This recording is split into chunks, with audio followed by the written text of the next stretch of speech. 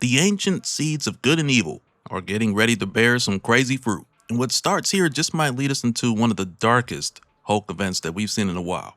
So with that said, if you're enjoying these videos, be sure to drop a like, subscribe if you're new to the channel, and don't forget to hit that bell up top to get all notifications. Alright, so coming back, this continues just after what we saw, when the Infernal Hulk used Leech to get the drop on the X-Men and run off with Glob, because the Eldest, or the Infernal Hulk, they're including mutants into their inherited ownership of all monsters, and just based on what we saw, the Infernal Hulk has some big plans for Glob, which is why they used Leech to go and pick him up personally. And aside from this, the Infernal Hulk also summoned all mutants to join them, and in an attempt to keep this from happening, you do have mutants like Quentin Quire and Emma Frost, who are dampening the Infernal Hulk's call, from luring them out to the Infernal Hulk or Galagathia. But even still, you have those who slip through and end up missing, much like James Madrox, the Multiple Man, who also got snatched up along with Glob. And now when we find them here in South Carolina, in this abandoned church, the Eldest says here that this is sacred ground, with it being the resting place of Reverend Jonah DeVoe, who's also known as the Pious Gardener, because he lured in, killed, and buried 72 victims over a lifetime. And the thing is, with Jonah DeVoe, he's a regular guy. Or I mean, he was human.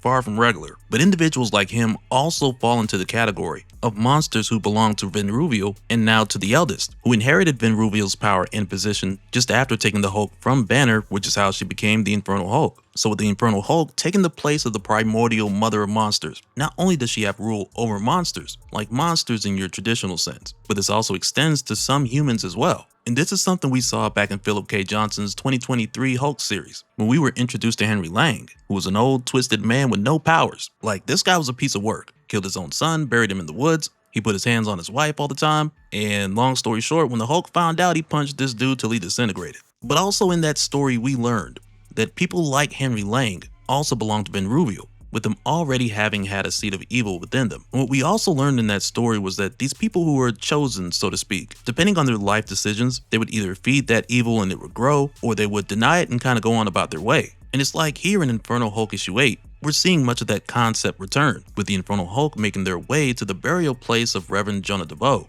and telling him to rise, because that seed that was planted in him, he acted on it. And now whether or not his victims were also children of Venruvial, that we're not told here, but if they were, it would make this even crazier. But because of the Pious Gardener, this place was made sacred and fertile ground. And this is why the Infernal Hulk brought Glob and Madrox here, with them having a huge role to play in bringing forth the fruit that this garden, so to speak, is going to bear. And we'll see how that pans out down the line, but right now, when Madrox tells Infernal Hulk that the X-Men are going to come for them, the Hulk's like, yes, and I got plans for them too. But then when the Infernal Hulk is told that words come in from the Northwest and Banner's on the move, they're just like, what is that to me? Banner is less than nothing. We have the Pious Gardener now, and the perfect seeds for his garden, which is just going to grow over time. And over the course of time, we also see what's going on with Bruce, Tony, Reed, and the others. Because like we saw back in issue 7, Bruce made his way back to the heroes and he's ready to help. And over the next 11 or so days, we see that they've got a few things in the works, with one of them being the skull of Enkidu that's now grown a body. And to me, between Enkidu, the ancient Hulk from Time of Monsters, between him and Bruce, the two of them, together, maybe, are the best shot at anything going up against the Infernal Hulk. So to see even just a little progress here is a good sign. And then aside from this, you also have Wanda, who's here to help as well. But over the course of this 11 or so days, it comes to a point where Reed is telling Bruce that none of this will take down the Hulk, not the Hulk. And that's where Tony basically echoes what Bruce said when he first got back, which is the best weapon against a Hulk is another Hulk. Because Tony saw firsthand, bombs, guns, missiles, suit of armor, it's not going to do it. So Bruce tells Tony there are other Hulks and they will join. But as far as Reed's concerned, they don't need other Hulks, because the perfect Gamma Storm that manifested Bruce's Hulk, it's never been fully recreated. So Reed tells Bruce that's the Hulk they need. And that's where Bruce is like, that Hulk is this threat. Like, that's the Hulk we're dealing with. And that's where Tony kind of leans in and he's over here looking like, well, I hate to say it, Bruce, but he lets him know that that Hulk was you. So you need to consider the possibility, of doing that all over again, only for Bruce to tell them that he can't. And that's where Bruce goes on to let them know that he's been irradiating his own tissue samples with Gamma since he got here, and they are not responding at all. Then he says here, when the Eldest separated us, he didn't just remove the Gamma from my cells. He made me incompatible with it somehow. Immune, maybe. I will never be the Hulk again. And that's one of the things about the Eldest taking the Hulk from Bruce, or ripping Bruce out of the Hulk at the time, as it were. This came after Bruce agreeing to give up the Hulk, after Dr. Voodoo's protection spell to try and stop the Eldest, which got weaker over time. Either of these things, or perhaps even more, could be playing a role as to why Bruce's cells aren't responding to gamma anymore. But regardless to the source of this issue, the solution's not going to be just strapping Bruce to a gamma bomb and calling it a day. But when Bruce tells them that he'll never be the Hulk again, the room gets quiet for a moment. And it's almost like one of those times where no one really knows what to say after that. Because who wants to be that guy who's like, oh, isn't that what you always wanted? Only for that to turn into a whole nother issue. But Tony's able to move forward while also managing to stay focused on the task at hand. Because next he tells Bruce about the cave system that he mentioned, where everything went down. He tells him like, Bruce, we took a look, but we didn't see anything. And Bruce, with no doubt whatsoever, he's just like, it's there. And he tells Tony it's deeper underground than you would expect. Fossilized giants, ancient weapons, primitive ruins, older than anything I've seen. I'll lead you there. Maybe we'll get lucky and find our miracle. But you're right, your only real chance of beating this Hulk is with a better Hulk. And we won't find that down there. And now, before Bruce heads down to the tunnels with the others, he gives Betty a call to let her know that he's not sure how long he'll be gone. So Betty lets him know that she's busy too, because the water treatment people are there. So Bruce is basically like, okay, cool, I'm not trying to bother you during the workday. But then he's like, by the way, how you feeling? And it's right there where Betty goes off. Because then she's like, oh, you're trying to see if I'm still cutting. Because here's the thing, back when Bruce agreed to hand the Hulk over to the eldest, this was supposed to be a way for him to save the young Charlie Tidwell, and in a way make things right with Betty. Where in addition to saving Charlie, who's been damned with the curse of Lycana, Bruce would be given a normal life to live with Betty, where neither of them would be Hulks, and the two of them could have somewhat of a normal life. But even back at that time, we knew that whole agreement was whack. Because what good is a normal life, or what is a normal life, if you have to live it in a world that's been taken over by either the eldest or the mother of horrors, who we later found out is still alive? So neither of these options lend you a good result, let alone a happy ending. Which is why it wasn't that long before Betty crashed out while living this perfect life, because this is what Bruce wanted, and Betty was just dragged right into it without any say whatsoever, which is no different from any other time Bruce has made a decision that affected her, or when her dad, General Ross, has made a call that she's just had to roll with. So for Betty, she really feels like not having control of her life is the story of her life.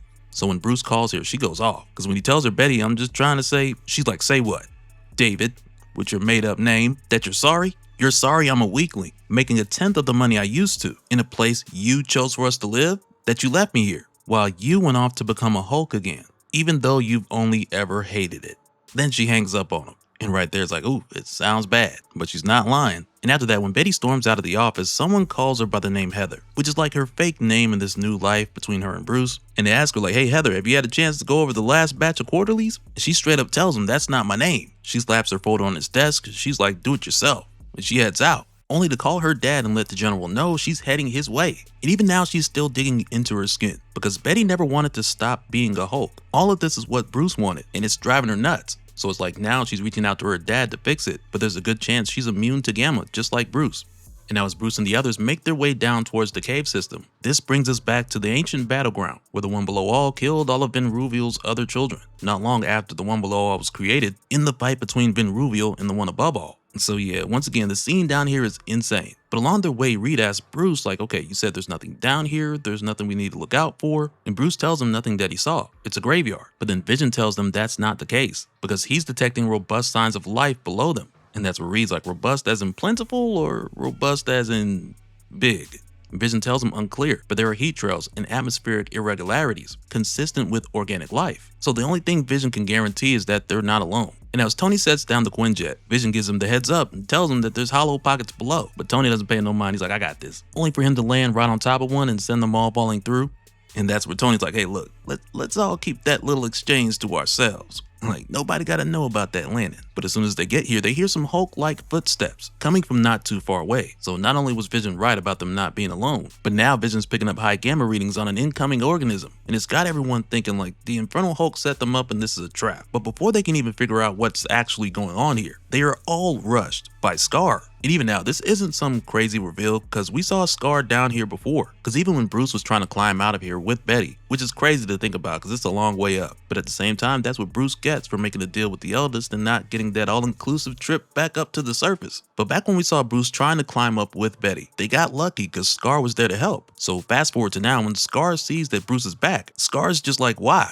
Why come back? And now Bruce tries to tell Scar like, hey, we're not here to fight. Only for Tony to be like, speak for yourself, because Tony got smacked hard just a second ago and he wants his lick back. But Bruce is able to calm things down and tell Scar that they've come down here looking for something. And they're not sure what, but you know, And Tony's like, we're looking for something that can kill a Hulk. You know, nothing personal. And at first, Scar's like, nothing kills a Hulk. And he's ready for these guys to leave. So he tells them there's nothing down here but the dead, so you can either leave or join them. And that's when we hear something else like Scar's not alone, because he's down here with a ton of Rutlings. And now we ran into one of these guys back in the 2023 Hulk series when one of them stole Charlie's skin and they put it on, went back to the Hulk and tried to be his friend. But that mainly came about because Charlie was doing the whole skin walking thing and she left her skin unattended, so the little fella just took it. And it's sad how things ended for him because the little guy was just looking for a friend and he was just trying to help. But even now, when one of them sees that Tony has this cut on his head, you know, thanks to Scar, it grabs Tony's hand and it wants him to follow it. And it's clearly a sign that the little guy wants to help. But of course, Tony doesn't know exactly what they're saying because these Rutlings have their own language, and it's very rare that any of them end up on the surface anyway. But as it leads Tony, Scar jumps out in front of them, and with Scar, who's able to communicate back and forth with the Rutlings, he tells it, you saved my life before. Now I save yours. I protect you from the shades and fires, and winged lizards. Men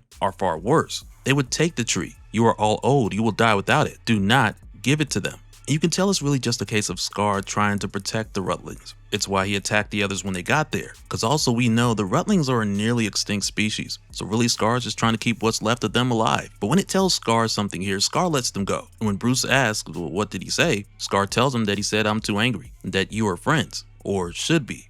And that we are meant to help you. And that's where we see that the Rutling is taking Tony to the tree that is grown from the blood of the one above all. So Scar tells Tony to get closer. Let its light touch you. And when he does, it starts healing him, just by being in proximity of it. So Scar tells them here, the tree is God's blood. The Rutlings say it grew from the blood of the author of creation. It heals wounds, makes young, keeps evil things away. God's blood. And now when Reed hears this, he's excited because the one above all ended the first stage of monsters. So he tells Bruce that this is what Scar says it is. Then somehow, some way, this could be what they need.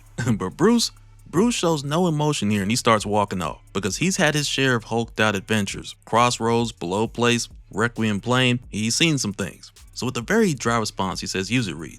See what you can do with it. And that's what Reed's like, well, you don't think it'll work. And Bruce tells him here, I've been wrong before. Maybe this will be your miracle, but you'll still need another Hulk. And I only know one place to get the one you need. And now we'll see where Bruce is going in a minute, but before that, when we go back to the Infernal Hulk, and we see how much his tree has grown over this time. When Bridger says here, soldiers ought not be made this way. As we know, this guy was a good dude before he got corrupted. And he's looking at this now like, hey man, this ain't right. But when the Infernal Hulk tells him, soldiers are only made this way. You think men choose war for themselves? The war machine chooses them from the time they are born. And that's much like the War Devil story that we got also in the 2023 Hulk series, which isn't too different from the Seeds of Evil explanation. But right in the middle of this, the Infernal Hulk notices something. And they do that crazy turn when the monster looks in the camera. Because right now the Infernal Hulk sees that Banner's found the tree that has grown from the blood of the one above all. And this whole time, since Bridger can't see what they're seeing, he's like, what are you looking at, man? He's like, what did you see? So they tell him another tree with branches of silver. Banner was there, and Stark, and Gollum, and the son from Sakaar. I may need to intervene after all.